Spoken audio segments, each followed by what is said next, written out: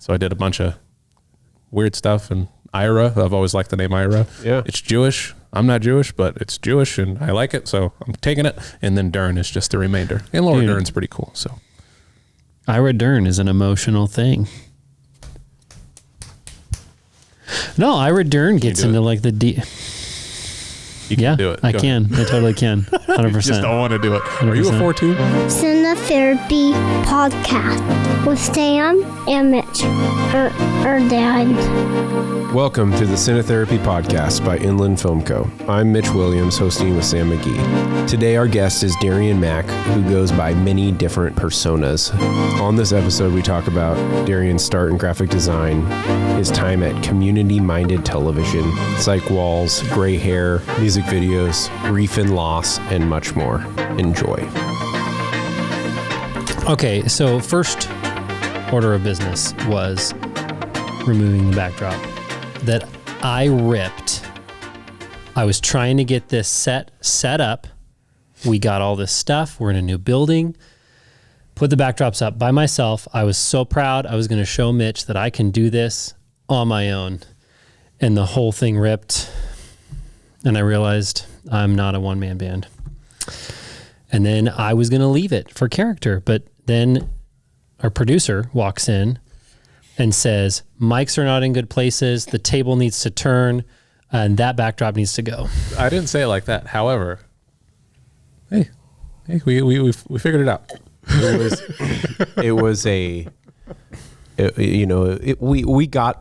We got the point, you know. It's like, where's the tape? No, I want to I'm leave surprised you don't have the guest sitting there. It wasn't passive aggressive at all. It wasn't. I promise. So that, ladies and gentlemen, is the voice of Darrien Mack. Hello. Hello. Hello, world. Ira Dern. It's me. Rose Throw. Yep. Who dare? Yes. I was like, I'll see if you're going to get that last one, the beat production credit. Yes. I have many names. Mitch has kept track of all of them. I'm so proud. You definitely have like a radio voice when you have the mic in front of you. That, ladies and gentlemen, is the voice of. It comes out. It comes out when it needs to. When it needs to. So yeah, we haven't done this for a minute. The last time we talked about reintroducing the podcast, we released that episode and one from the archives, and then we stopped again. And we realized that we need some help. We need someone that can keep us on track, that can be in our ear all the time saying, when's the next episode? Somebody that's going to cut it and give us our show notes. And we reached out to our good buddy Darrien. I appreciate it. Appreciate being seen as useful in many ways. So thank you for letting me boss you guys around. Just getting this like rearranged, I realized I have not been told what to do in never. And it felt like, okay. And then like, even like little suggestions like, okay, the mic should not be bolted in there. It should be bolted in over here. It's not bolted in. But then I realized like, why didn't I think of that? Now I think I'm more mad that I didn't think of it and he did. This is not fair. I have the good ideas, only me. That's the great thing about, all those pieces of production, I think all of us, if we were given some job, each of us could do that job by ourselves, right? Pretty well. I think we all have enough, education on film production that we could execute a music video pretty well individually. But if one person is focusing on directing, one person is TD or DP on a job, and then one person is just focusing on how things are looking in the background, right. Your grip. I think that's where a lot of things come together the best, because you're dedicating 100% of your attention on one thing. Yep. Even though you could do everything. We all know that we all could do everything, but our attention is focused on that one thing and executing that to its 100% capability. So. And then credits roll and you realize how many hundreds of people were involved. That's why the credits roll. It's hard communicating that to a client on why you need.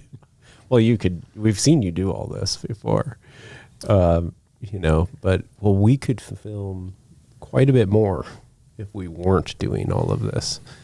But yeah. I mean, it's real. It's real. It is. That's one of my favorite things about working with people, is that everyone's got their role and everyone is helping one another make something come to life. So, right. It's about the end product, not about the cinematography or about the directing. It's about the product we're trying to make. Yeah. Think of Voltron, right? Someone has to be the head, someone has to be the arms, the legs. If you got someone who's over here trying to make the right arm work a certain way and there's already someone in that role, it's like, get down to your station and let us walk, let us run. Like, focus on that and working with, I don't know, the legs and then the arms about getting the proper movement down. Work on that. Instead of trying to, I don't know, be the head. in this case. You're that was just making my mind go to WandaVision. But in what way? Just, I don't know, you were just talking about it. You've made me think of vision in whatever way. It doesn't matter. I've only watched one episode, and I think I understood what you were saying there. Yeah, I don't know, Darrien. I don't know. I know you're a WandaVision. I finished it. Yeah, Visionite. I'm not going to tell you my thoughts on it. Nope, I can't. I love how discreet and specific he is with language. Like, yeah, I finished it. There's so much packed in that statement. Like, I know that there's a lot of thoughts you have, and you chose to say it that way. Oh yeah, I've experienced that about you so far. Okay, so do we want to dive into kind of the normal flow of, like, who is this guest we have? Yeah, and how did we meet? Yeah, we. So as stated, this is Darrien Mack, and Darrien is a local native, not to be confused with the band. They're good. Yeah, they are. And we came across Darrien's work, I don't know, sometime over the last year-ish, and last summer had a job that came our way with an agency out of New York, and we were able to hire a small crew, and we reached out to Darrien, asked if he would come along and be our sound mixer for the day, knowing his background in music, but also his background in film. And Darrien, tell us about yourself. Tell us who you are. Let us know, your role in the film world here in Spokane, and I guess your background. Absolutely. Yeah. So I've been in Spokane for almost 30 years, been here all my life, and creativity is the only thing that really interested me in school and in all forms of school. So in elementary, in middle school, and high school, and then college, that's where I just tended to gravitate towards, but I didn't know what I wanted to do within it.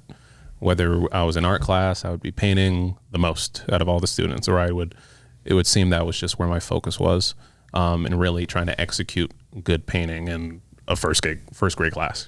It's first grade, it's like whatever. And I thought I was going to go to college for cartooning. I was really interested in drawing, but as the year kind of rolled along, my freshman year, I realized that I didn't want to be just a studio artist. Understanding what that meant and understanding what that would mean for me. And I was thinking, okay, well, what are my avenues? I don't want to be a cartoonist because that takes too long. What should I be doing? And cameras is something that I came across in high school. Kirk Hirota and Beck, they were teaching the camera course, and I got into DSLRs at the time. And then I guess I transferred that over into college, figuring out that, okay, the use of a camera could be a good path for me.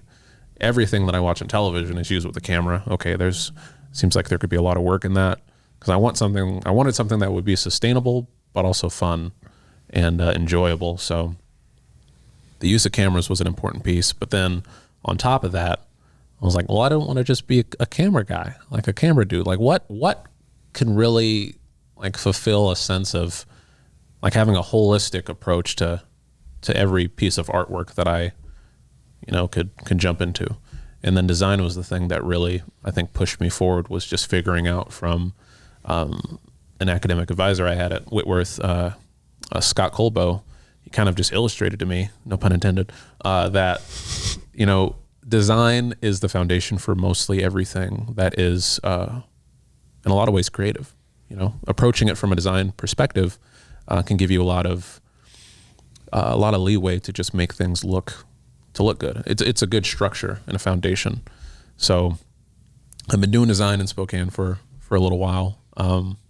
Worked at some agencies, left them, kind of just trying to figure out what I wanted, and it all came back to video, but also working in design. So it's a little bit of both. Right on. And so yeah, tell us about where you're at now and what you do. Mm-hmm. So I'm at Community Minded Television. It's downtown in Spokane. It's over on 3rd and Brown, and it's a community broadcast station. So if anyone in Spokane has the passion for film or for production and they want to just get into it, I would definitely say that is the place where you should start, because Eddie Murphy started in public broadcasting, and there's some other people who that's where they just started, and now they're, Eddie Murphy, Seriously. It's true. That's cool. It's a fact. It's a rock fact. The cool thing about the studio is that you can get in there and just figure out where you want to be, like what role you want, without investing a crazy amount of money into it. It seems like a lot of things you're going to have to spend a lot of time and a lot of money just trying to just put your feet in the water and just see if it's something that you want to do.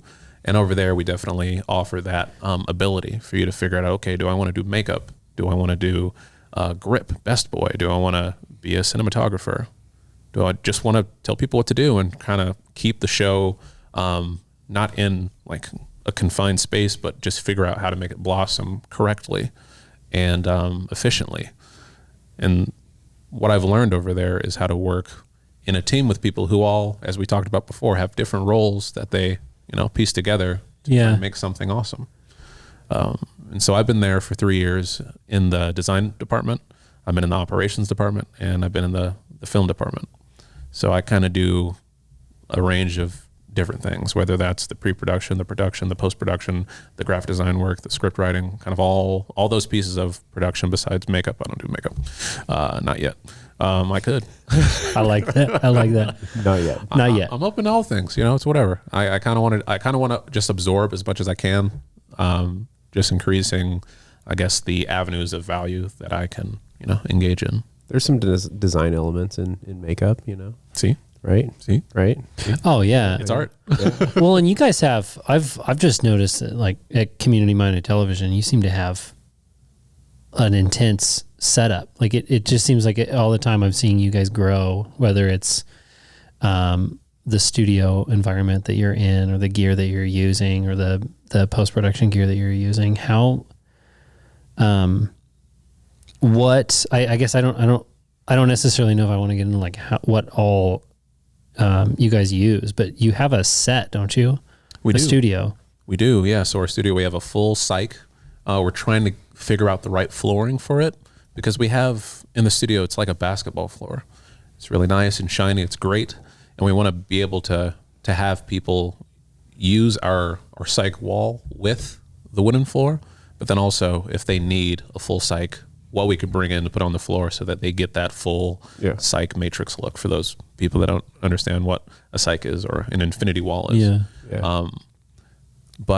We have a full set. We have a grid on top with Lecos and 6-par lighting. We got panels everywhere. We got a light board. We got it all. We got what is it? RGB. There's an assortment of lights that are RGB and some that are just daylight and incandescent. But we got a lot of stuff over there. Yeah. I mean, thank the city for that. But yeah, but I think that's really cool to hear your perspective of it. Of people can come in and not invest money into it and figure out where they want to be. Because I know you and I are Mitch and I are pretty versed in the experience of coming in and investing money into it. I started in wedding photography and,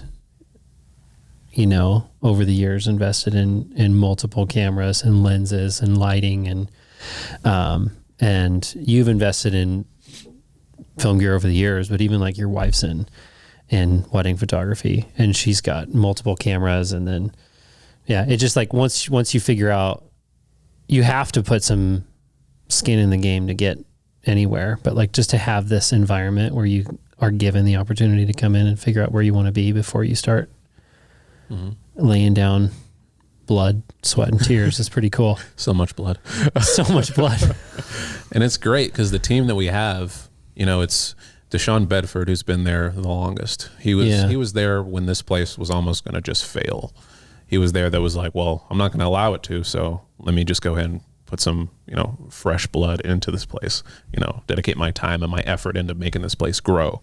So he's really responsible for, I guess, the place that it's at now. And then 3 years ago is when I was put on the team. And I guess I filled in a lot of that design area that he didn't have time to focus on because he was focusing on trying to keep this thing alive. He's over here, got the stuff, shocking this thing into life. And I'm over here just trying to, I guess, put some more design around it. So I was in charge of rebranding the station on a design scale. So getting a new logo in there, new brand, guidelines, all that stuff.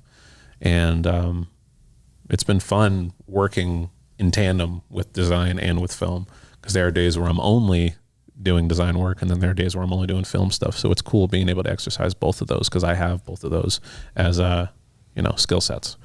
And then Michael Bethley, recently he's been on as sort of our, I guess you could say he's really the producer. He's been doing a lot of producing over there and really, like if we're on a job where there is where we're using the TriCaster. So I'm using the pan tilt zoom cameras that we have on a joystick. We have 4 of those that we'll place around. And so I'm the camera operator. Deshaun is doing the technical directing. He's on the switcher on the TriCaster, choosing all the shots that I'm, pulling up, bringing up lower thirds, all that information. And then Michael is in his ear telling him, okay, in about 20 seconds, we're going to need to cut over to this. We're going to need to bring up the lower thirds for this guest. They're going to be on in 5, 4, 3. Cool. All right. Bring up their lower thirds. They're doing all that type of stuff. And then Maddie, the Rock Cattle, she was hired the same time as Michael, and she has kind of 2 parts as well. So she does the audio, which is fantastic that we have someone focusing on audio instead of having all 3 of us kind of running over and trying to figure it out because we're not, we could do it, but it's not going to have the right finesse that Maddie adds to it. We have a field mixer that she's over there, working on, doing all the things, and it's killer. And also she does our accounting in a way. I guess it's the administrative associate is her official title. And so all of our meetings, she's over there writing down every single word that's said, and it's great to be able to have that as a fallback to look at and be like, oh, we did say we're gonna do that way, and it just keeps things organized. So we have a fully functional team now, which is fun. Right on to have. That's awesome. Do you? This is a question I've never asked. Do you rent the space to CMTV? We do. Cool. We do. Wait, ask the question again. Rent the space, like rent out the space. If for instance, theoretically, if Sam and I wanted to film on a stage, a commercial. Mm-hmm. Cool. Absolutely. Yeah. So there's like a dual way that the place operates. So we want this place to be available for those who, like, even $25 a month is like, whoa, where am I going to get that from? But I love film. Where am I going to get the money from to do this? But I love film. So it's like we want to have the access to the space for those people, but then also for businesses that, you know, want to come in and shoot whatever talking head or whatever, anything. We want to still be able to interact with them in a way that is appropriate. So having, like, tailoring our space for those who want to come in and experiment, and those who know exactly what they're doing, who are given a budget to work on something, and they could rent out the space for, you know, what we charge for that. So yeah, definitely. Oh yeah. Right on. Yeah, cool. I was just thinking about, like, Hallen's commercial that he did recently. Yeah. It looked like it was filmed in a smaller space, I think. But anyways. Yeah, I think that was the one over in Idaho. Yeah.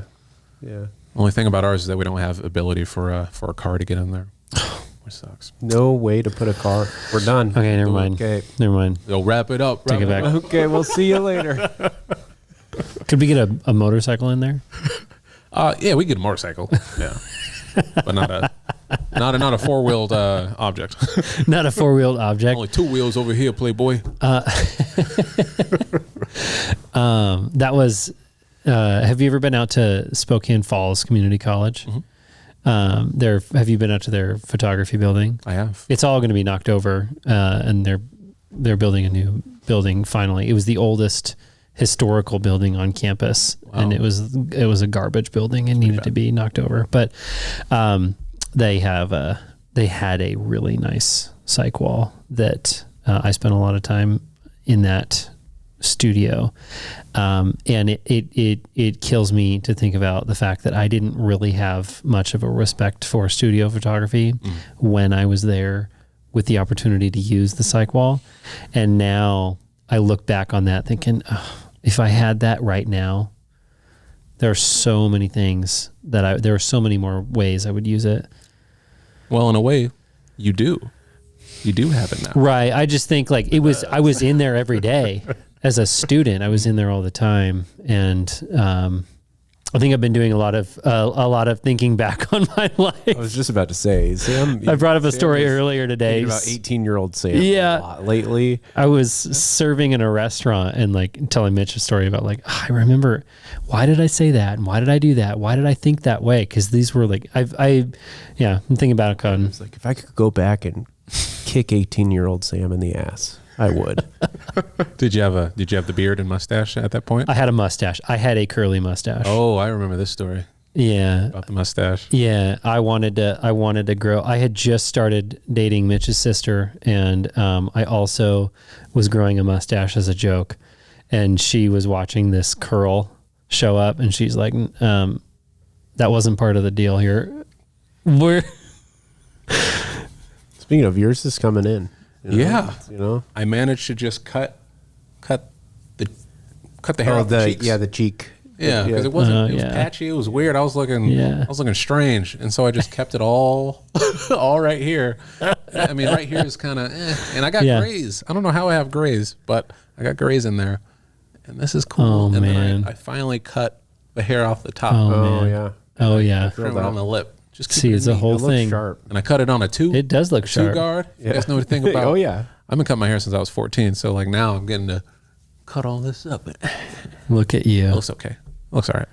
Yeah, I just take my little trimmers and I just get a little bit of the cheek and line it up, and that's it. Move to a little neck sometimes. Okay.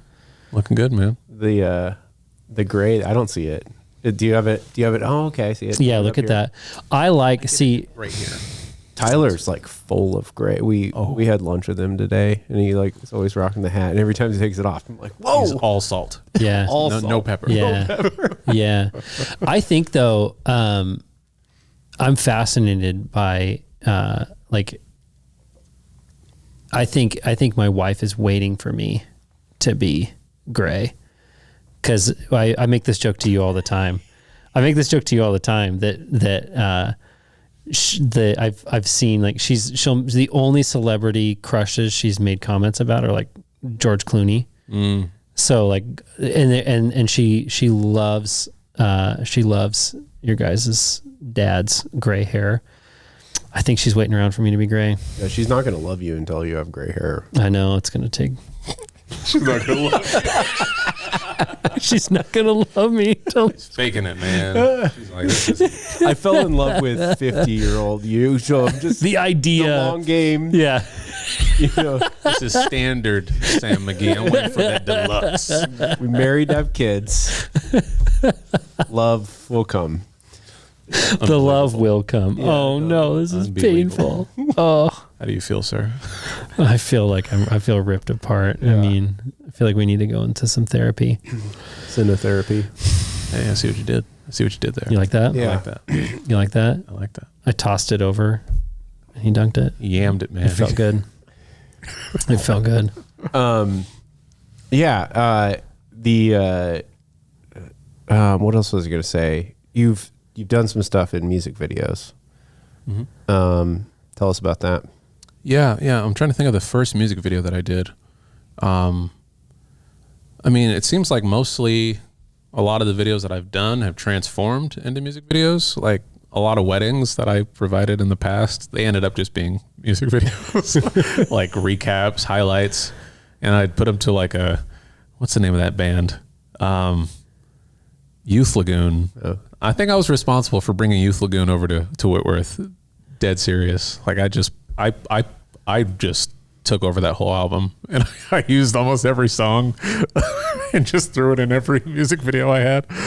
But so I've been doing music videos for a little bit, and the traditional music videos I've learned so much over time, just figuring out what I like. Are they hiring me to do this video because they want me to do something that they have in their heads, or are they wanting to just get the Darrien package, the Darrien stimulus package? Like, we want you, man, do what you want with it. We just want a video, kill it. Most recently, my favorite video that I've done, they were like, just do whatever, man. We do not care. We like what you do. We trust your vision. Just kill it. And it's the 10 favorites video by Maldays. And Yeah. I got to use the Ursa Mini G2 on that for the first time ever. And I still think I executed that one pretty well. And it's just a simple video, but I feel like it has a very specific tone, a style that's attributed to it. And I did some cool stuff with some lights in the drums. Yeah.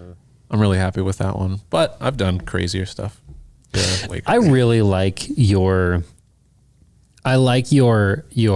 confidence in saying that you feel like you executed it well. Because I think that there's a lot of like, we're constantly, as creatives, getting paid to do creative things. I feel like we're constantly like, yeah, there's like things I would have done differently, but I don't think that I do that enough of like, I feel like I did that well. And I think that's a really good attitude. There's like a good, healthy combination of being humble, but also like liking what you did. And I think I need more of that every day. No, I like that. I'm taking that from you, like looking at something that I made and saying, yeah, I feel like I did a good job, and like accepting that, letting it sit. I'm taking that. Yeah. I feel like there's only so much that we could do on our projects, right, before we kind of go insane. Like, you could keep adding edits, keep doing more scenes, spending years working on one thing. But yeah, I feel like for some of the stuff that we do, it's good to, work on it an appropriate amount within budget. Right. Yeah. Well, and even like Ryan Conley has said, you have to have deadlines, or else you'll continue to work on it. Yeah. But The deadline is, cash flow is king, but the deadline is what? Caesar. is the true dictator. Because and my lady, she'll attest to this. Like, after I release something and it's on the internet, it's done. Like, I don't add anything else to it. I'm not going to do a Life of Pablo to this. Like, I'm going to let it exist for how it is. And I'll watch that over and over and over and over and over and learn from that finalized project. But I'm not going to just keep looking at it before I release it. I'm very meticulous with the things that I create, but I let the time that I have with them exist for what it is. I let it out into the world. yeah, and I'll watch it do what it does. Yeah. Yeah. And learn from that, like responses or, feedback, but it is what it is at that point. And I can't do anything more with it. Publishing is part of the creative process. Like you've made a thing, put it out there and leave it. And you have to do that. And a lot of people don't.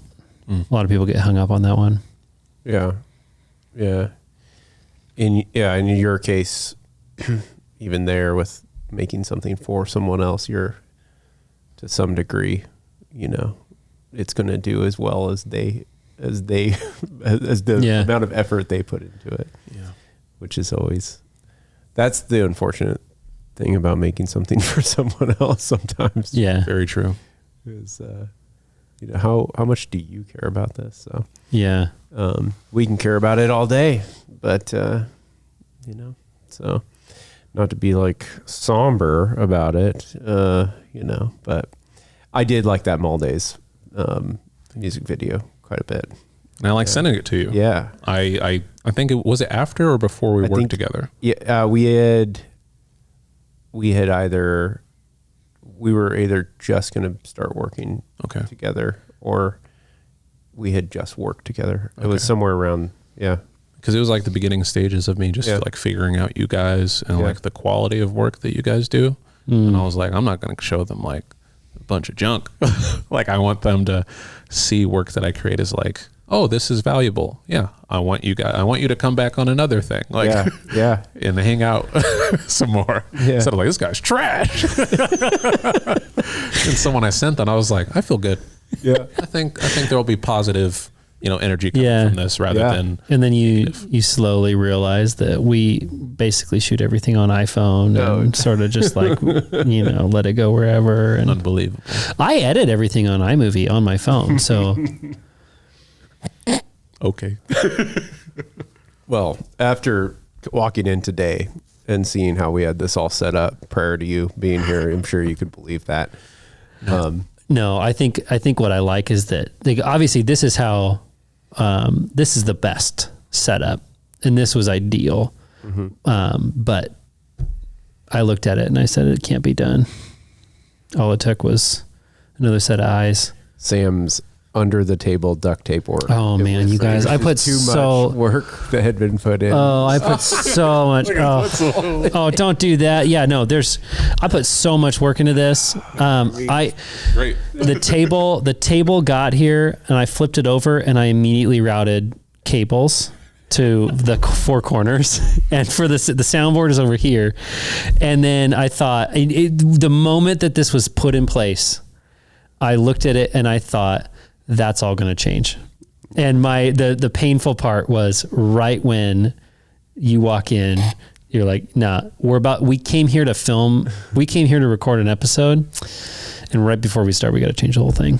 I knew it. I didn't say it like that. Not at all, but I'm dramatizing it, right? Yes, I do. Yeah, good. Yeah. It's a little hyperbolic, but a little bit. It's all for the pod. It's for the podcast. Yeah. It's all for you guys. I mean, we're storytellers. Yeah. What else was I going to say? Tell us about, because Darrien, there are a lot of layers to the onion of Darrien. We said all the names. So Rose Throw. Yes. We got Ira Dern we've learned about. Mm-hmm. Yeah. So now tell us about Rose Throw. Yeah. So Ira Dern being like my filmmaker persona identity. Rose Throw is more of my DJing persona and my video game tournament name. So when I compete playing Super Smash Bros. Ultimate for the Switch, everyone there calls me Rose. There are many people there that don't actually know my first name. They just go, oh, hey, Rose is here. You're ready to get whooped. Them whooping me. I'm not that great. I'm like mid-tier. I'm like a little bit above mid-tier. But like there are people that are clearly like experts who dedicate a lot of time. I've just been playing a form of this game since I was, in like second grade. So it's just comes natural and I have that built in. But there are people who, like I remember, have just surpassed me. Like people who came into the tournament scene trash. Like they were bad. And then they not Trash Bandicoot. No. Well, they better put Crash Bandicoot in this game. They better put him in here, or else I'm going to freak out. We keep getting sword characters, and I want my Crash. But anyway, there were people you accidentally hit a mark right there. I like that. I like that. So there were people that I played against that were trash, and I will confidently say that because now they are not trash. I am trash now. Like they spent so much time and effort just getting better at the game, which I don't do, or I didn't do.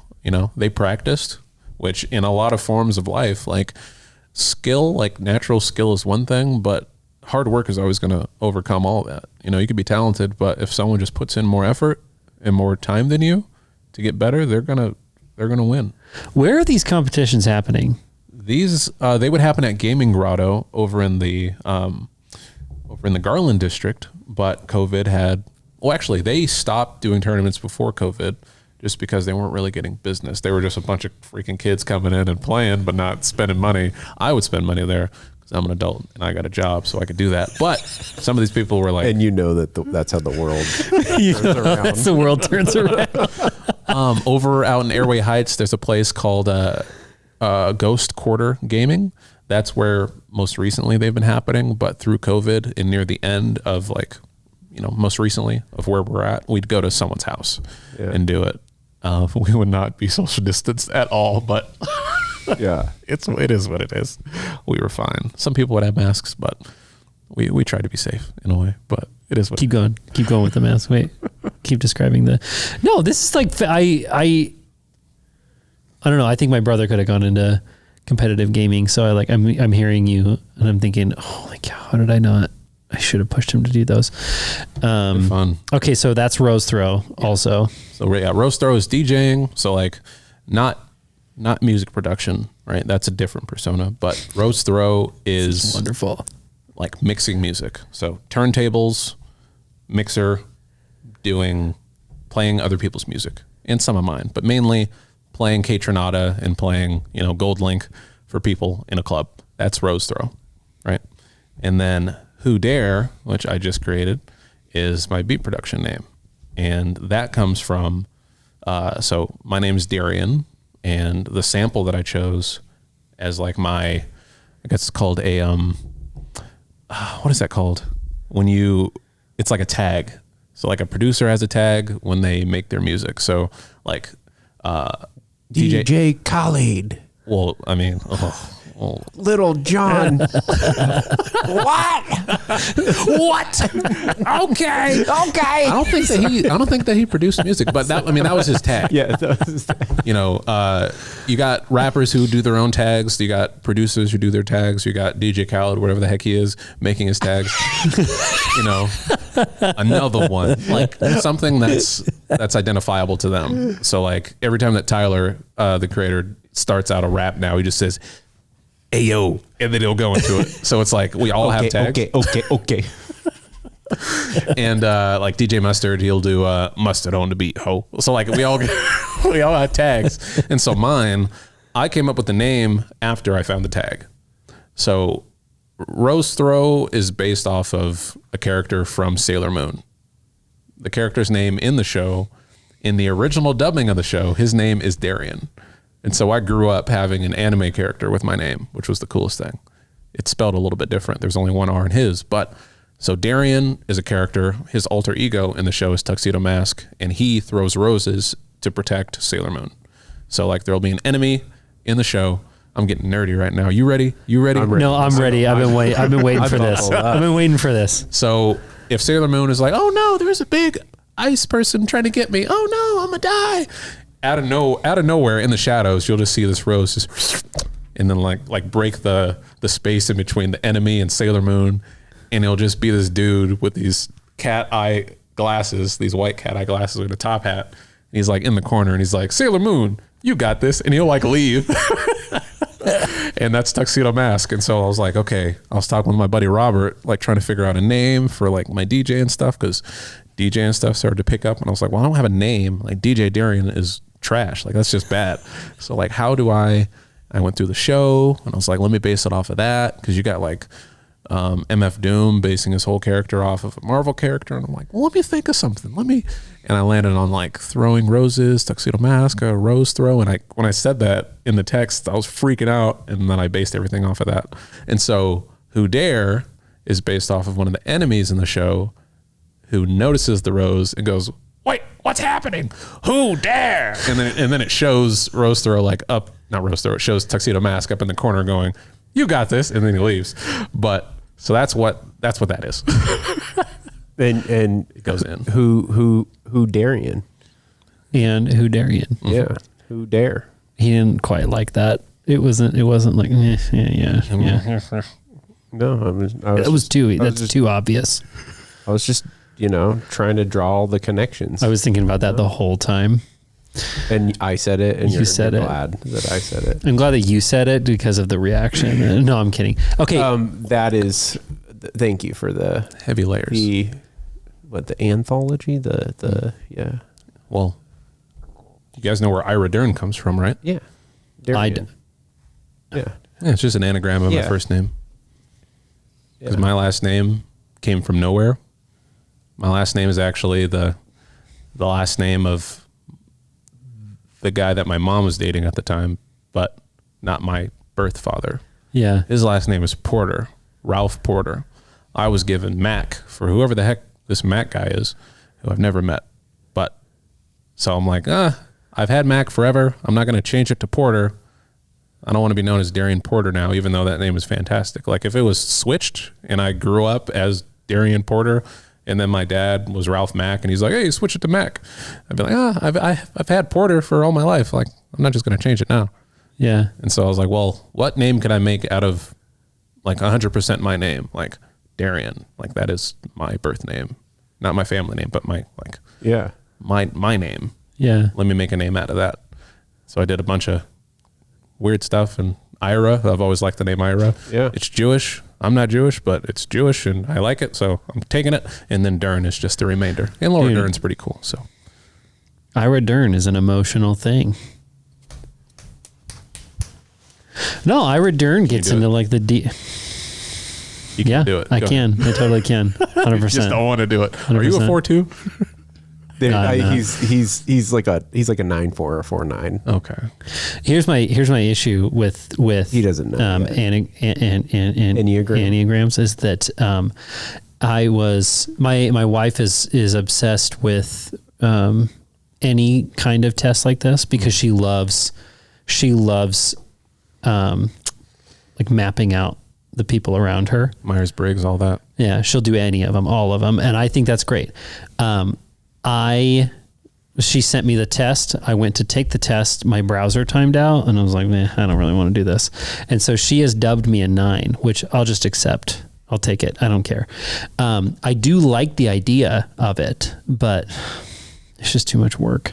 My browser timed out. So I have just sort of like let people gauge what I am, and I like it. I like that everybody that comes in looks at Mitch and is like, what number is he? And Mitch is like, well, this is what I think. Are you an 8? Yeah. Dang, I'm good, man. I don't even know the test that well, but I'm you're a peacemaker. You're a 2.8. I'm a 2.87. They're all separated by like one number, but I'm more of an 8. And the 2, the disintegrating number for a 2 is an 8, and the integrating number for an 8 is a 2. Okay. So it's this kind of battle. And so everyone I've talked to a couple people in the Enneagram expert worlds that are like, oh yeah, you're an 8. You have this 2 that is trying to win, which anyways. Yeah, my buddy Max, he similarly, interpersonally, there are vibes that are similar to like that him and I have that I experienced through you. And so I just guessed and I was right. You're an 8. The 8s and 9s theoretically play well together because because of these differences that offset them, at least what I've absorbed from my wife. And so, she has just, through all of her little Enneagram research, she's noticed that there's a reason that you and I have not killed each other yet. We equal each other out in all these different areas. Thank you for sharing that. The story on your name. Dude, that is a deep story. All these things that I put out into the world, I try to have, like with the names for sure, because I plan on keeping them, and I don't plan on just like having the name for a second and then changing it. Like for each of my different avenues, it's like I want a clear idea on like what persona is being like illustrated, or presented to someone. Like this is like, if you think of, who is it, like Mad Lib, and what is his rapper name? I'm forgetting it right now.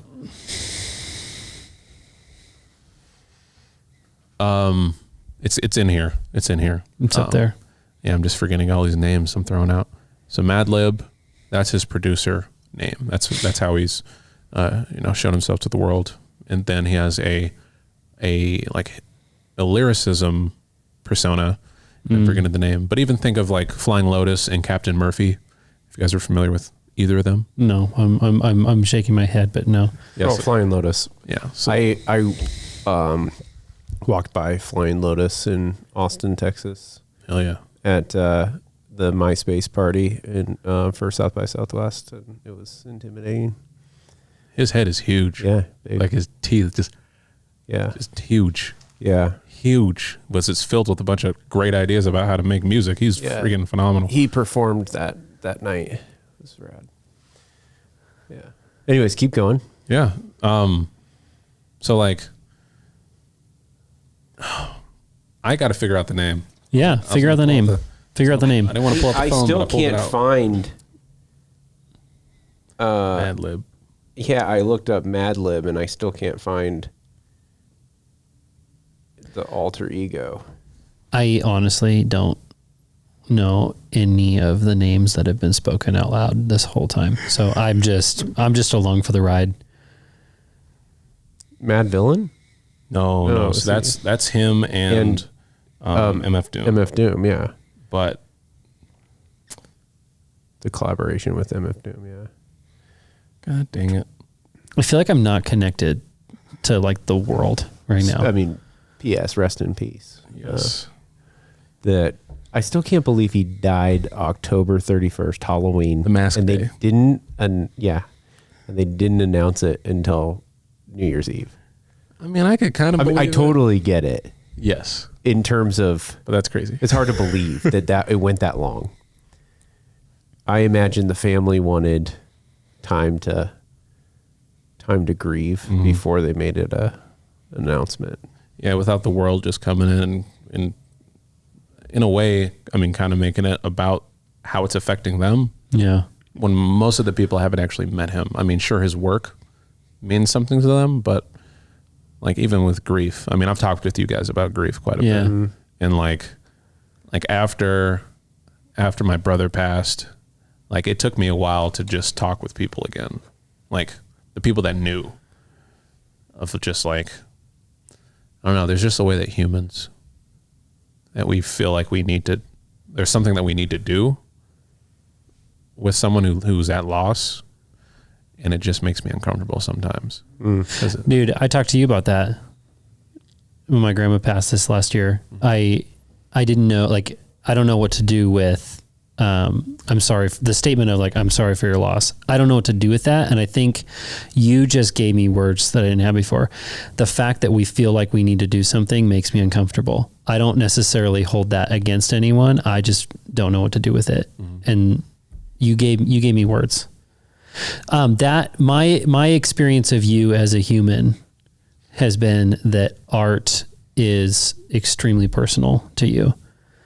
Even like seeing a visible public shift of your brother passed and your Instagram went down, everything went down. Yeah. And it was like, it felt like art art is like the only way that it's the only way that that is like it's the communication tool, because like I don't know what to do with this, and so like art is the way to communicate. But it's also like you have found some pretty confident and profound ways of using art to communicate what's going on inside, and not necessarily for anyone else. It's only for like you to release it. Yeah, self-expression, and like there's just a lot of ways that a lot of people choose to communicate, you know, with other people that they're close to or not close to. And I'm just thinking like, what's my preferred way, and what's a way that feels true to me without coming off corny or coming off just like I have a fear of being perceived as a fraud. I was talking with Michael Bethley about that recently, and I don't know where that necessarily fits in with just like after my brother passed, but like in a lot of ways, I'm very slow to just speak on stuff or to respond to certain things. There was a while where I wasn't actually responding back to either of you guys after that happened. Yeah, I felt that. I was aware that you guys knew. Yeah. And I just didn't want, with a lot of other people, like I didn't want the first thing that came out of their mouths to be, I'm sorry for what happened. Yeah. It's I like, understand that. I'm going through it. You're not, I mean, you're hurting for me, which I understand, but like, that doesn't, like, you could just interact with me as like try and match my energy and just kind of just be with me instead of keeping like reminding me of something terrible that just happened that I'm trying to not get over, but grieve through. And anytime that I would hear that, it's like you're bringing me back to the top and I have to cycle through all that emotion again. Yeah. When it's like, I don't even really show, like I'm a robot around a lot of people. I'm kind of programmed. I'm kind of, hey, do this, do it. And like, not a lot of people have seen that side of me where I'm like grieving and I don't really need to show that, but the organic side, the robot. Can I at least just say, cause I want you to do what you're going to do as far as the communication. Yeah. We didn't talk for a while, but what did happen and what I held so dear, Mitch and, Tyler and I are driving around the base of Mount Shasta, and we're on these long highways, and all I did was send you a song, and I just sent you the song, and then you shared that song on your Instagram. You posted that the YouTube of it or something. Yeah. And then then that was it. Like in response to receiving this information, sent you a song, you shared that song, and then the three of us, Mitch and Tyler and I, in silence on the highway, listened to that song. Wow. And then it was just this like silence while the song is playing. And that was the full communication, and it felt like a very profound moment. Yeah.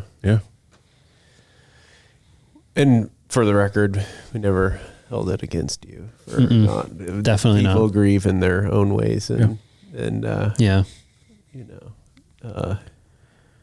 if the one WandaVision line I will give you is vision, the what is grief, if not love persevering. Yeah, such a The man was spitting. He was spitting when he said that. It was fire.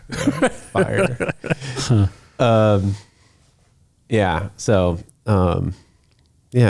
that in truly, you know, you had a,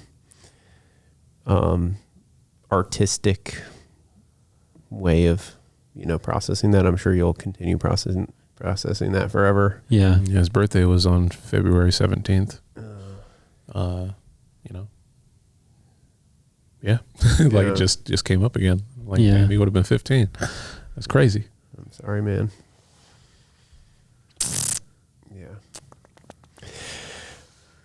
Yeah, it's freaking wild. It's not there's nothing fair about that, but it is unfortunately the one thing that's certain in life, as they say. It's just freaking, yeah. I feel like we're all kind of surrounded by that right now in a way. Uh-huh. And the fact that like, you know, we all sit down to have a formal conversation about filmmaking and art, and yet like somehow like a magnet, it just went there. Yeah. Observing the conversation just naturally go down. You mentioned the layers of Darrien, and yet like, I feel like naturally there's going to be it in the conversation of art on a real emotional level. You're going to peel back those layers and eventually get down to that. Which is why we need to go make a short film. Yes. Or 2. Yes. Or 3. That's what's at the middle of that. That's what's at the core of that, is that we need to make a film. You guys know Roger Bose, right? I don't know. From Gonzaga. Okay. Got a beard. He has lighter skin. He said that he met with you guys recently. Raj? Yeah, Raj. Okay. Raj. Yes. Raj with Factory Town. Yes. Yes. You. Yeah. I thought you said Roger. Oh. So I heard Roger as well. Yeah, so I said Raja. Yeah. Yes. Raj and I are on the committee for the Falls Okay. photo program, now multimedia program. So we were on a Zoom call for a long time talking about like this program, and then afterwards we cut and we were like, let's talk more. Yeah. Yeah. I was talking with him today. We went out to lunch at Chipotle, and I was talking about Important details. Yes. Very important, because it was good, and I could still taste it, which is unfortunate. It's not good. I want to brush my teeth right now. You don't have COVID. Still taste it. Hey, exactly. And I had my first vaccination shot, so I'm on the right path. Oh, how you doing? look at you guys. Oh, you number 2. Come on, you guys. Number 2. But we were talking about the idea of like moving towards narrative films, you know, trying to get down, because we've done commercial stuff. Cool. I worked on some shows, fantastic, but like getting into like a true narrative, like a short or a feature length. And I had this idea for like an episode show. It's called Tracy and McGrady. Are you guys familiar with Tracy McGrady? Yeah. I like something about that name. I want to use that. It's just like for 2 people. And it's about a guy named Tracy, a guy named McGrady, and they are murderers. They want to commit their first murder, right? They end up finding each other, and they're about to kill each other. And then they find out that they're kind of the same, right? They find out that they're kind of the same person. And so they want to team up together to get their first kill. See, Tracy, he's sick, so he's not strong right now. He's getting kind of sick. McGrady's just crazy, but he's kind of dumb. So they're going to use their talents together to get their first kill. And that's all I can say right now. It immediately at face value reminds me of Barry. I love Barry. Yeah, Barry's fantastic. Yeah. Okay, so on along those lines, I'm also going to try to attempt to like keep a good time for once in our podcast history. Or an hour 3. So what? Okay, so along those lines, what shows or movies, or even just directors, have been inspiring you lately? The way that Roger Deakins, the way that he lights. I've also, let's see. Oh man, there's just so many. Because I just watched so much. I mean, Nicholas Winding Refn, his colors, even though I mainly just do black and white now, but just figuring out how to light properly, or just creatively. Who else? Man, I could go on forever, but it's hard for me to even pull out more than 2. You just threw out 2. That's phenomenal. I was looking for 1, so I feel like I got a lot. Lighting is something right now that I'm really trying to focus on. Yeah, how to light in a way that is that communicates the story a little bit better. I keep hearing things, especially from Roger Deakins, about how to communicate the story. Yeah, like the things that we do on screen shouldn't be like, oh, that's a cool shot. Like what he has shown me is that if your audience is looking at your film and they just keep mentioning how great a shot is, like that might not be the best way to go about it. It should just be, that's a good story. That's a challenge. And the shot reinforces that story, where they're thinking about the story first, and then afterwards they could appreciate the way that it looks or whatever. Yeah. But I mean, my favorite film is The Departed for many reasons, but I don't even really look at that film because it's shot in a crazy way. I love that film because the story. Mm-hmm. And then from there, I could appreciate the way that it's shot, the weird editing choices that the lady who does most of, who edits most of, I'm forgetting the director's name, Martin Scorsese's films. Like she has weird artistic choices, but that happens to just be my favorite. My favorite movie isn't Blade Runner, 2049. It isn't 1917. It's not, Drive, even though I wish it was. It's not Only God Forgives. It's not all these fantastic films that look fantastic, that have cool stories. It happens to be the one shot in 2006 by Martin Scorsese. Like, I love that film though. It's so good. It's so good. The way I describe that film to everyone in terms of like a coin phrase that I've come up with is it's a modern day Western. Just like if it's I don't know. It's just very similar to a Western. Yeah. But it's in freaking in Boston. But shot in New York, and Jack Nicholson's wearing a Yankees hat, even though he lives in Boston. in the film. That was his one like in his rider or whatever. Like the one thing he said, I will shoot this film, but I'm a Yankees fan, because they were going to have him wear a Boston Red Sox hat. And he's like, I will not wear a Red Sox hat, like in any film. That's awesome. That's awesome. I like what you said though. I wish my favorite film was Drive. And I think that's my biggest internal conflict with Letterboxd, is like having a top 4. Well, these stories impacted me the most, but I want to say that it's this that was really pretty. That you're helping me articulate feelings that are just boiling. If anything, today in this little hour, I am learning how to communicate my feelings. It's good. And just be confident that this is the way you feel about something. This is how I feel. You're not worried about what somebody else is going to think. Why is it The Departed? There's so many better films. Who cares? It impacts me, man. It's what I get that to some degree, because I've told people that it seems cliche to say that my favorite movie is There Will Be Blood, but I just can't shake it. Yeah. I can't shake. I think my favorite film, the film that I can watch over and over and over again, and I keep finding more and more value in it, is The Dark Knight. And my dad absolutely hates what Christopher Nolan did to Batman. It's unfortunate. Detests it. That's really unfortunate.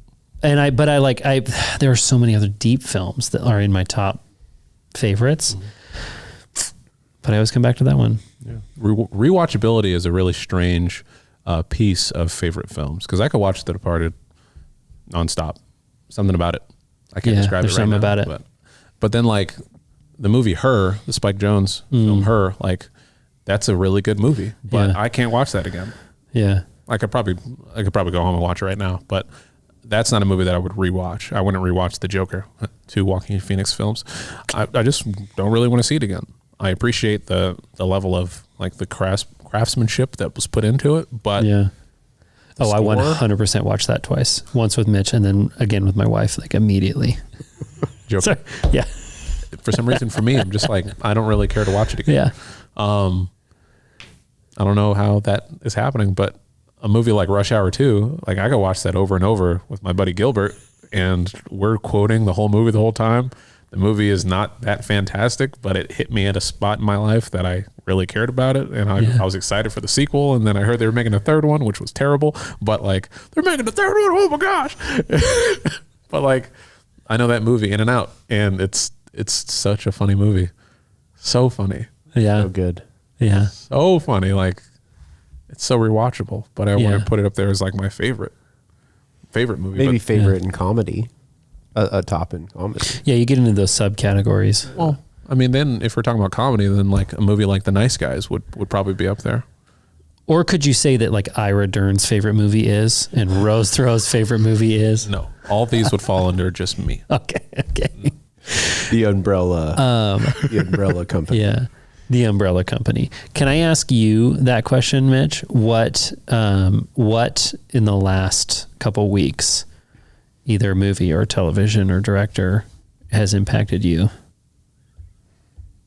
I'm going to answer that in a little unorthodox way. I'm down. That might piss off some people if they're still listening. So I've been telling you over and over again, you need to watch the film The Rider. The Rider. Oh, yes, I know. Have you seen it? Who's in it? No one. No one. Okay. The director is Chloe Zhao. If you've heard her name pop up at all recently during award season. She just directed a film with Frances McDormand called Nomadland. And Nomadland is up for all these awards: best film, best director, best actress. Wait a second. Is The Rider a French film? No. Is it black and white? No. Go ahead. Continue. No, it's okay. It's okay. There probably is a black and white French film called The Rider, though.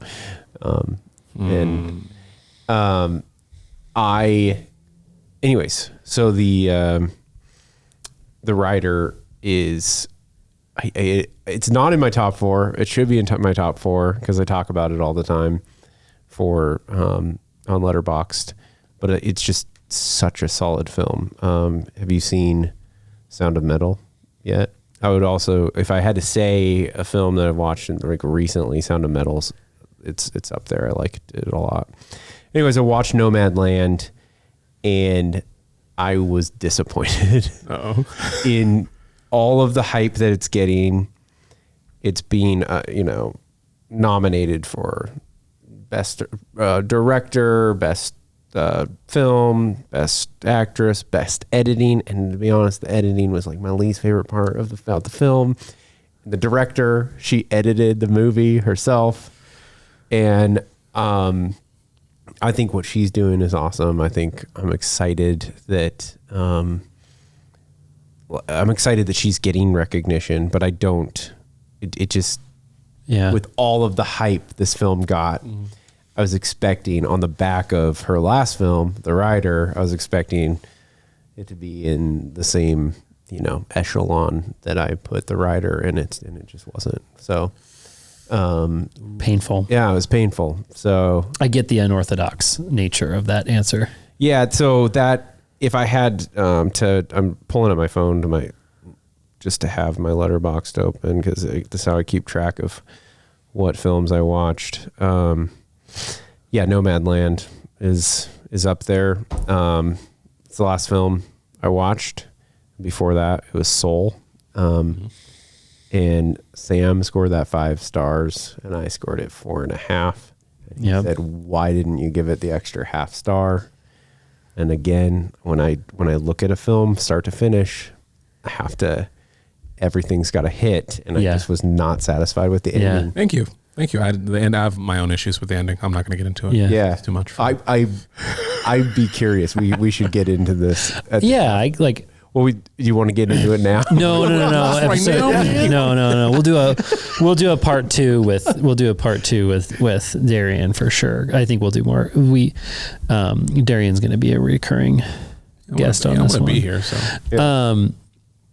I think the biggest thing that made me give that, I can overlook the ending because I have mixed feelings about the choice, but I think what hit me about Soul, and the only reason that I really did give it a 5 star, I threw 5 stars at it because the concept of, and this kind of comes back to like every time I communicate with you, you teach me a new phrasing that I'm like, oh my gosh, that helps me visualize what's been going on. The fact that I can't remember what the main character's name is. The fact that he chooses to go in to that like black being that is the lost soul. Mm-hmm. And he has to choose to go in there and get her. And he sees like all of the people that have said something that she's been holding on to, the way that they said it, like the wording of what they said, like even if they don't remember saying it. And like Joe was the loudest one.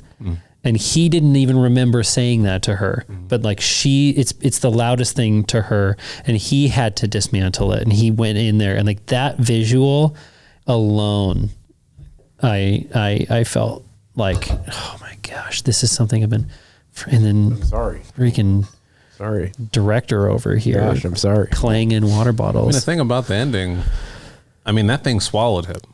Yeah, I don't think he necessarily had a choice. He had a choice to like, sure, go forward and to try and find her, but that thing was like, and just like ate him. Yeah. So, I mean, he was in there no matter what. Yeah.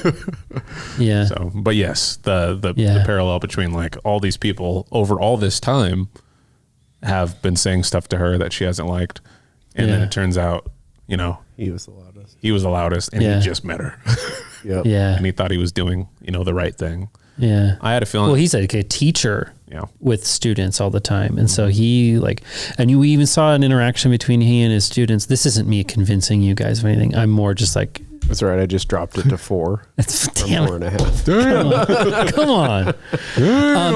By the way, in contrast of this, the thing that I've been watching and most impacted by lately is I'm catching up on Servant. So like, I'll talk about Soul. Yeah. Don't yet. Okay. But like M. Night Shyamalan. The last episode I watched was Pizza. I still have not made it past. Oh man. Oh man. I won't say anything. Yeah. Please don't say anything, because that show's actually starting to piss me off. But I went to Vegas, and so I wasn't able to watch the most recent episodes with my lady. But we're gonna catch up. But it's pissed me off. Oof. And I don't like that wife at all. Ooh. At all. Yeah. She's an annoying character.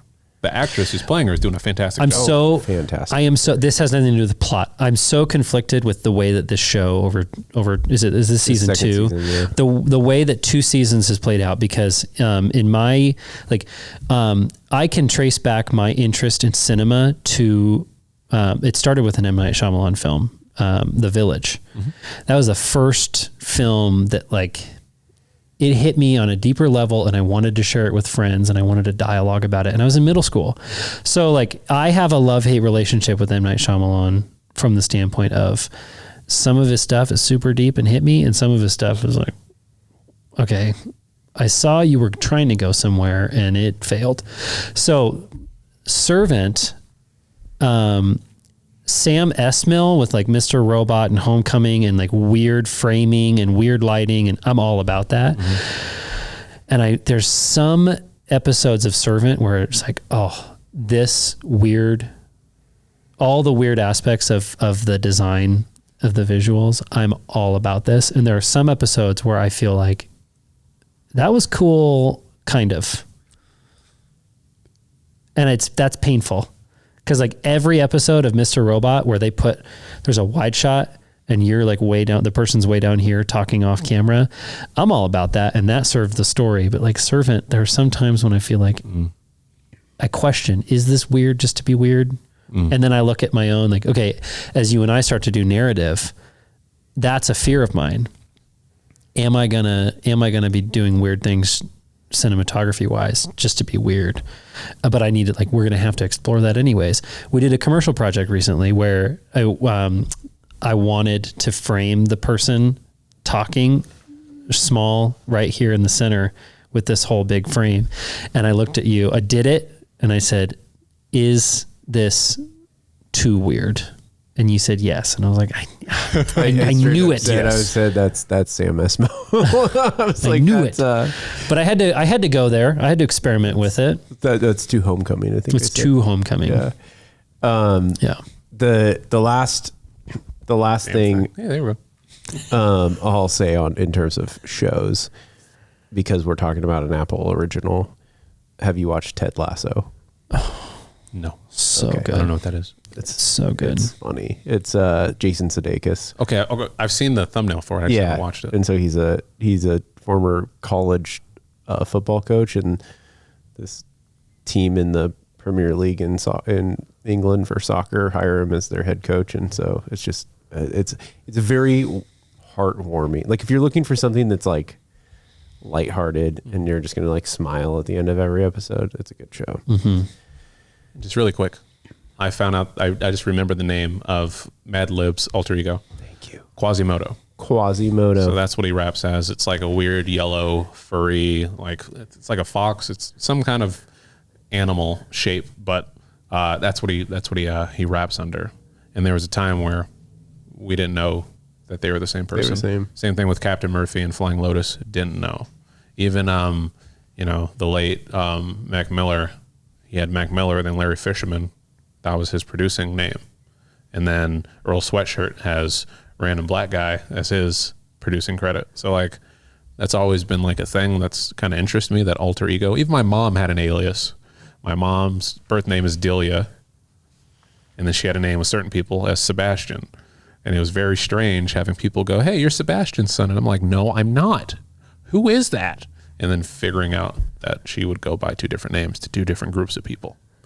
She was into some crazy stuff. So, Darrien, I'm learning. We're gonna have to have an episode 2. Yeah. To be continued. Oh my gosh. Yeah, there's some solid material there for some. Episode OG 2 is content. gonna be foo. Yeah.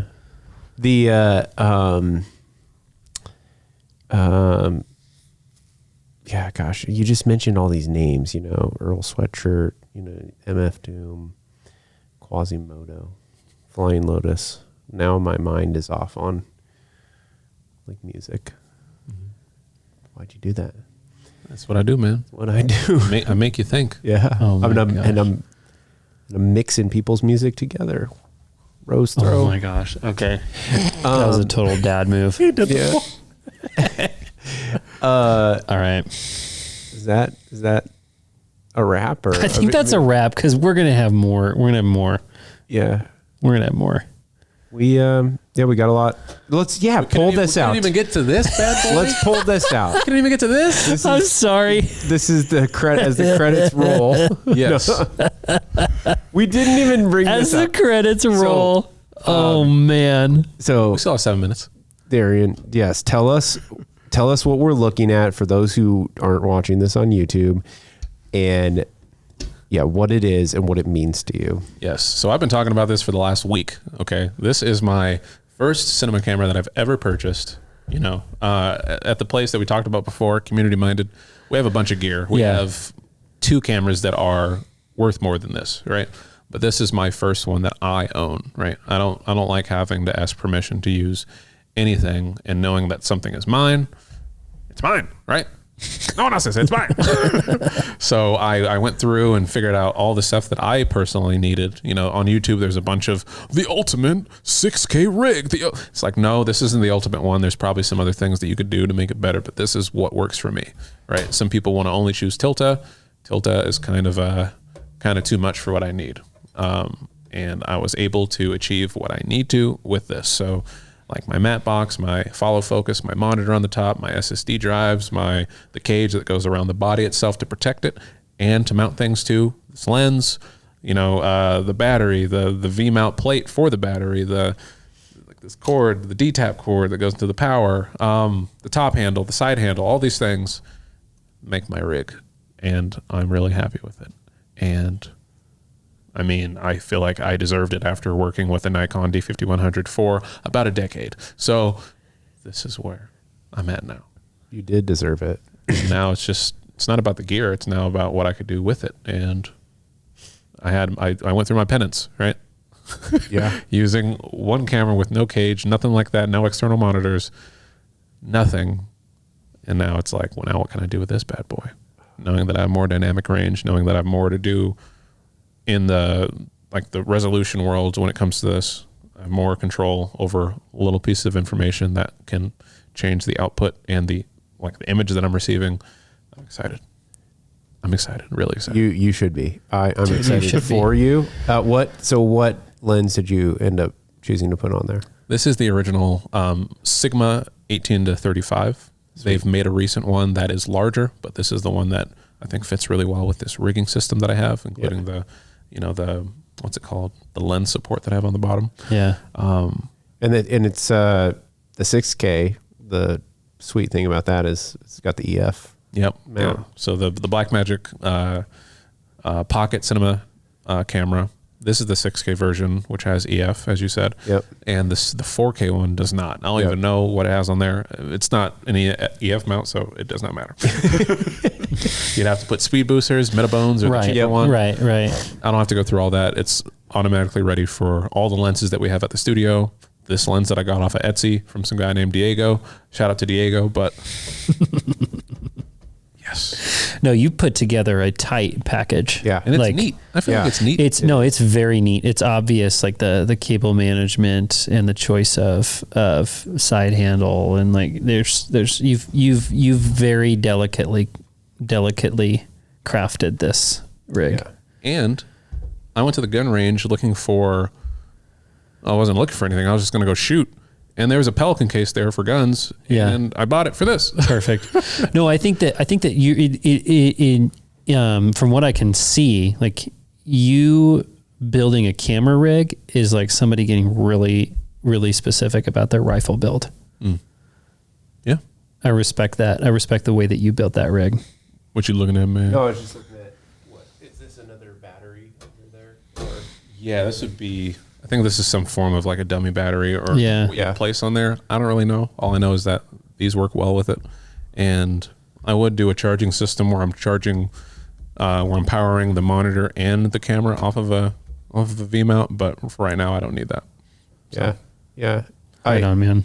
The interface for the Blackmagic cameras it's rad too. Yeah, the software is just the cleanest. Yeah. Truly phenomenal. Yeah. And there's only one more piece that I'm getting that's going to be in the mail tomorrow, which is just it's going to be a little arm that'll go right here on the follow focus, just so I could, manipulate it from here. Yeah. Instead of having to rest my wrist right here. It's still comfortable, but Right. But like, can I see that? Absolutely. Immediately grabbing this, I felt comfortable, holding it sideways and wanting to like pushing it up against my body and using the follow focus. I think that this is a really well designed, well laid out rig. Did you follow a blog or YouTube kind of breakdown on all these the parts, or did you just go and figure it out all on your own? Williams, I watched them all. I watched every video from like Mateo, I don't know his last name, to there's that one black dude with the glasses. There's some other I watched like 5 The one videos. black dude with the glasses. I don't know their names. I think his name's Chris. I watched, love like, it. every single YouTube video that had someone talking about a 6K specifically of our two lands or something like that. I watched every single one and talking about, okay, get this map box. Okay, why to get this one? Why to get that one? And that's, I really, sticking with small rig made this way easier than it could have been. But small rig has great products. They're sturdy. They're inexpensive in comparison to other ones like Tilta. Yeah. I think that's really where like the foundation is for this rig. It's just small rig. Right on, man. Yeah. So I'll take your, just like you guys in the ending of Soul. I have a different opinion about small rig, but we won't go there because I respect what you just built and I like it. Hey, it is what it is, you know? I think maybe it's just like the specific small rig things that I've owned that have like, maybe I pushed it too far or something, but I've only ever had small rig and wooden camera break on me. wooden camera, like the brand wooden camera. And I get the feeling that wooden camera and small rig are made in the same factory, but at the same time, that gives me a different opinion about small rig, because what you've built there looks and feels solid, and I like it. Yeah. I think it's dope. Put some respect on Small Rig's name, man. Put some respect. This rig is confusing to me because my experience of it is different. But looking at that, I'm shocked and confused, dazed and confused. Yeah, no, I'm stoked for you. I know, man. I'm excited to see what you do with it. Yeah, because knowing what you've already done with lesser, in a way, technically lesser cameras is phenomenal. Put something like that in your hands, and I'm gonna be pissed every time I see something really good come out. Oh man. So last question. Mm-hmm. Have you converted your workflow to full Blackmagic, or are you still cutting in Premiere? Still cutting in Premiere. I have the plugin where it works. Yeah, pretty seamlessly. Yeah, I was just curious if you were using DaVinci, since they're all. Not yet. I might. But I've just been working. You got your license though. With you buying that camera. Yeah, it's in some booklet I got. Yeah, you gotta go download it, activate your dabble license. in it. I dare you. Then that is another thing that is yours. Yeah. This is Darrien's. This version. I like that. Yeah, that's a good point. DaVinci. So that's a good point. Yeah, but right on. It's been good, folks. Okay, it has been good. Yeah, and then the next time, we'll go to the range and set up these bad boys and just and just tell them, hey, so we're gonna do a podcast episode while shots are firing. Y'all need the background. Get out of here. Beat it. No, I want to. As we close it out, I do want to thank you for being vulnerable about. We talk about loss and grief. We just dove down there, and that stuff's uncomfortable. So thank you. Absolutely. And thank you for agreeing to be a part of this. This mess. I like you guys, so it'll work out. Yeah, we like you. So. All right. That's a wrap. Thank you for listening to the Cinetherapy Podcast, hosted by Inland Film Co. Now produced by none other than Ira Dern. That's a wrap.